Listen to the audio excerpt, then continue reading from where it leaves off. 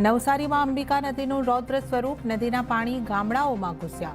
તાપી જિલ્લામાં પણ મેઘરાજાની ધમાકેદાર બેટિંગ, નેશનલ હાઈવે 56 પર પાણી ફરી વળ્યા. આ તરફ વલસાડમાં મેઘરાજાએ વેર્યો વિનાશ.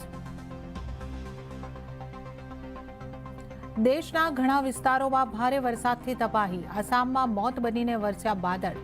પ્રદેશમાં અત્યાર સુધીમાં 30થી વધારે લોકોના મૃત્યુ, 100થી વધારે ઘાયલ. જમ્મુ કાશ્મીરમાં પણ નદીઓમાં પૂરથી પરિસ્થિતિ બગડી. ખરાબ ગ્લોબલ સંકેતોને કારણે બજારમાં દબાણ, નિફ્ટી સેન્સેક્સ 0.5% ઘટાડા સાથે બંધ. નિફ્ટીનું 23,900ના સ્તરની નીચે ક્લોઝિંગ. બેંક નિફ્ટીમાં 534 પોઈન્ટનો ઘટાડો. મિડ કેપ અને સ્મોલ કેપમાં રહી ભારે વેચવાલી.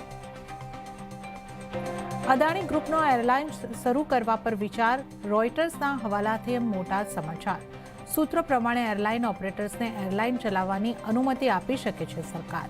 નિયમોમાં ફેરફારની તૈયારી. પેપર લીક મામલા પર પીએમ મોદીએ કરી ફાસ્ટ ટ્રેક કોર્ટમાં સુનાવણીની જાહેરાત. એક્સ ઉપર કર્યું પોસ્ટ. યુવાનોનું હિત અને ભવિષ્ય પ્રાથમિકતા. આરોપીઓને જલ્દી જ મળશે કડક સજા.